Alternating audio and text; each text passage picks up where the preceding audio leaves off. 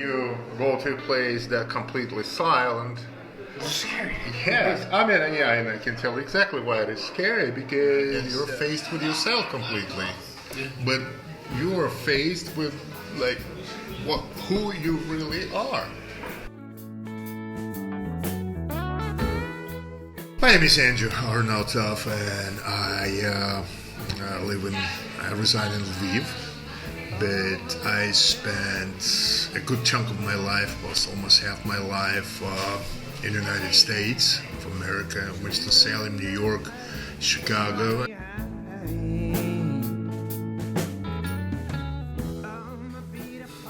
Hello, this is Joe Lindsley in Lviv, Ukraine, and this is Why Does Music Matter, a podcast produced by the Lviv Lab for the Activation of Democracy. You can find more podcasts on various topics and lots of stories at lvivlab.com. That's LVIVLAB.com. And this podcast, as almost always, we recorded it from the Undercroft, the centuries-old cellar of the LV Café Jazz Club here in Ukraine.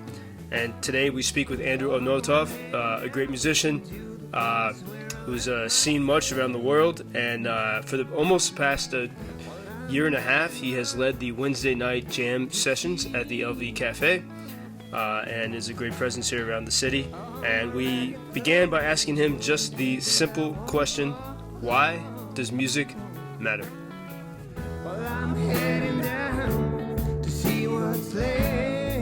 Yeah, it is.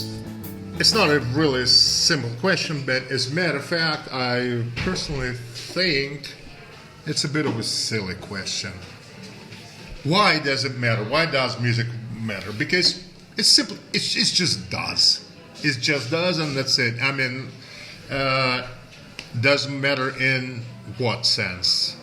In survival Darwinistic sense?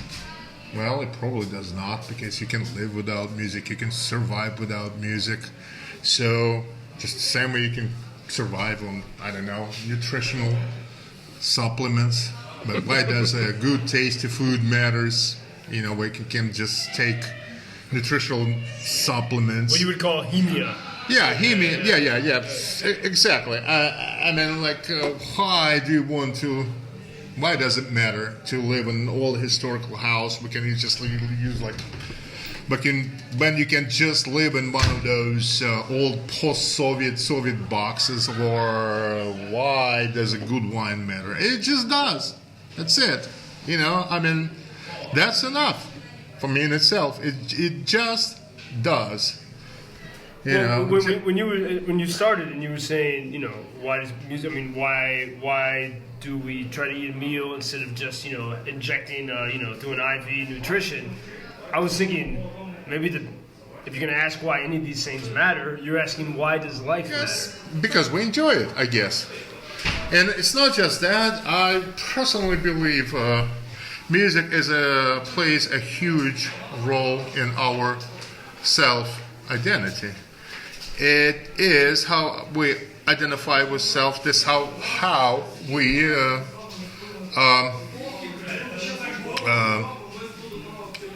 find how we. The word I'm looking for is self-validation, I guess. Mm-hmm. But whether you're playing or listening? Playing, listening doesn't matter, because it's just like pretty common situation, like, you know, like a boy meets girl, or doesn't matter. Boy meets boy, girl meets girl, doesn't matter. What's one of the first questions they ask one another? What music do you listen to? And whether that relationship is going to kick off or not greatly depends on what the answer is going to be. Because I personally believe that everybody's got their own melody. You got your own melody inside. I got my own, you know, she does, and everybody vibrates at a certain frequency. And we find music that resonates to that very frequency. Can you describe your own melody? And because you are a musician, is your melody that which you play? Or yes, it's not that. It's maybe like 5 or 4 notes that I resonate on. And melody is like maybe an abstract term. It's like a frequency that I personally resonate on. But you're saying in your life there are actual notes that there are certain actual notes, but it's I cannot pinpoint it honestly, and maybe like for me being a musician is just finding those 4 or 5 notes and trying to lay them down on my instrument. And besides that, I think music is the way, like I said, it's a way to validate ourselves. It intricately intertwined in our self-identity.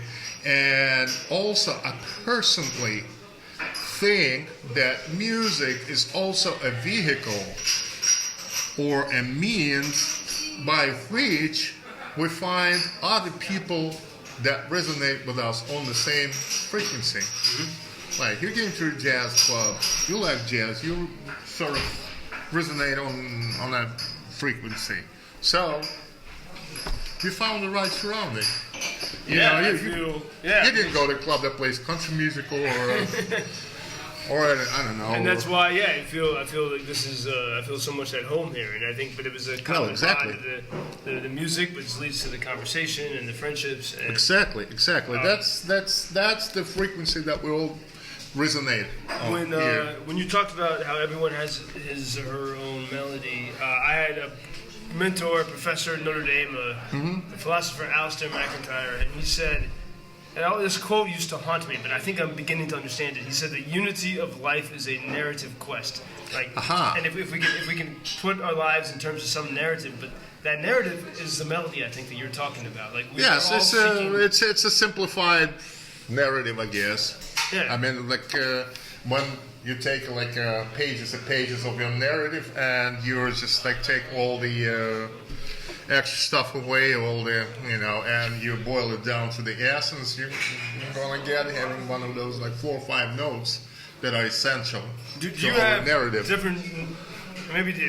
you have different notes that you would focus on at different? Like, if you look back at your time living and playing music in Winston-Salem, are there different notes or different melodies associated with that time, or do you see some common? A lot of times I say notes with colors. To me, it's like I see sounds in colors. Maybe, to me, it's just like very, very, very, very. It's practically the same thing. Sound and colors. If you're listening to music, forget about playing for a second. But if you're simply listening and you close your eyes, do you see some kind of colors? Yes. I get really distinct colors. And what about when you're playing? When I'm playing the same way. Exactly. And is it different whether you're playing the bass or the trombone, or is it what's No, I wouldn't say so. Yeah. I wouldn't say so. Like the music, all the notes and sound pretty much the same to me, and look probably the same hues. Have you ever had a day without music? No. That you can recall? No. Yeah. I wish I did. I wish I could do that. Why? To me, it's just physically not possible. Constantly hearing music in my head. I wake up and I hear music. I go to sleep. I hear music. I eat. I hear music. Is this your own music or my own music? I call it like a built-in players, things that I like to listen to in my built-in player. Can you almost listen to it on Yeah, no. I hear it just like a recording, like you would listen to, I don't know, like your iPod or something like that. What is a piece of music, and not one of your own, but something created by someone else that you go to, whether it's completely in your mind or you pull it up on some device or a record player? What's a piece of music you go to when you need some kind of grounding or connection, like in maybe a difficult moment, or is it? I need silence. Silence, yeah. I really, really do need silence, and I value silence very much because, I mean, first of all, without silence, there is no music. And to me personally, music, it's not as much as notes. It's what is position, what we have in between the notes, but in between the notes we have silence. My head is just like so stuffed with all kinds of music. Sometimes I wish I could find that off switch to turn it, like to play the stop button and savor the moment when there's like a complete silence in my head. Just imagine like a huge concert in a huge venue where like a bunch of people, applauding and music is playing and then the concert is over. People left, musicians left, there's someone cleaning there, like sweeping the floor, and there's a complete silence. And that's a feeling that I crave. You crave it, but Yeah. do you achieve it, or I can't. Really, you can't? I really can't. Yeah. It makes me think of whenever I go to the forest in the Carpathian Mountains, not so far from Lviv, and especially when I first came here, I would, because I had difficulty with silence sometimes. It was scary in a way, right? Because we were so surrounded by the comfort, what we think is the comfort of constant noise. And I'd walk into the forest, and entering the forest was almost like a spaceship coming back into the atmosphere. It was very difficult for me, and I would try to stand there, and the seeming silence of the forest hurt me at first. It was, my soul was not ready for it, and I practiced this and just would stand for an hour. And, to get to the point where you can hear individual leaves fall or individual, like, almost molecules of water in a rock. Yeah. And I began, so I found it, but it took a lot of work to get to this place of silence. And then I even realized that there are different layers of sound that I was unaware of. I know exactly what you're talking about like some type of sensory deprivation. It's like, you go to a place that's completely silent. It's scary. Yes, and I can tell exactly why it is scary, because all the sounds are gone, all that interference, background noise and things like that, and you're faced with yourself completely. Yeah. But you are faced with like who you really are. And a lot of times when we have been out of touch with ourselves, and your true self kind of sneaks up on you in the moments like that, and sometimes it can be a bit frightening. I absolutely agree with you. Yeah, and I think music can do that too. I mean, there are certain songs, whether it's some classical composition or some song with really interesting words or powerful words that can confront you in that way. But you have the melody to sort of carry you through. But that silence, you are on your own with your own wits. Yeah. But you are with your own thoughts. This could be a scary place. So I'm glad we do have music. Yes. But still, a little bit of silence is good. And this is like a lot of times I get into a cab. I already have like a tons of notes playing in my head, and there's like a radio playing. I always ask to turn the music off when I'm riding in a cab.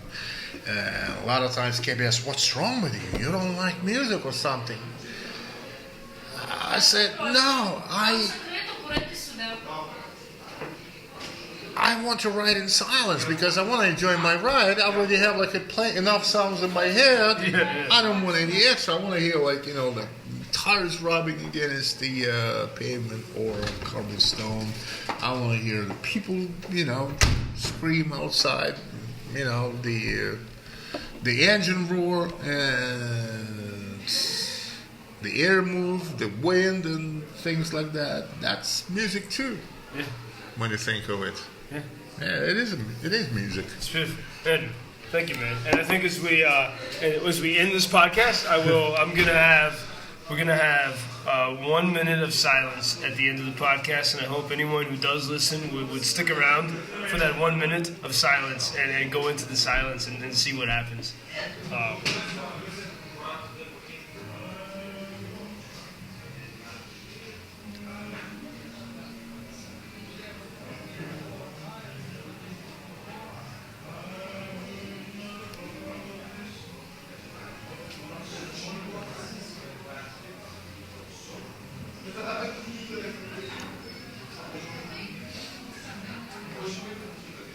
Якщо покурити, то вам треба йти сюди.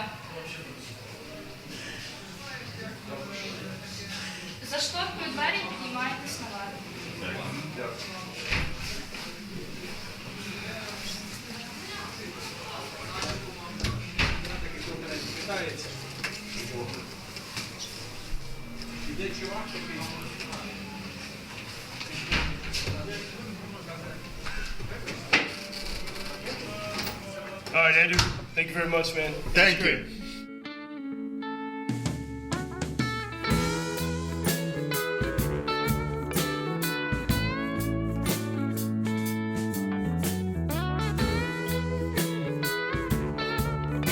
Thank you for listening. You can find out more information at our website, lvivlab.com, LVIVLAB.com. True stories from a city of conversation.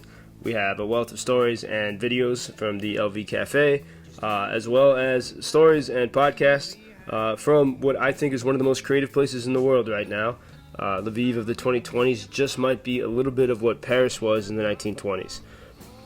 So with that, this is Joe Lindsley with the Lviv Lab for the Activation of Democracy, and this has been our podcast, Why Does Music Matter?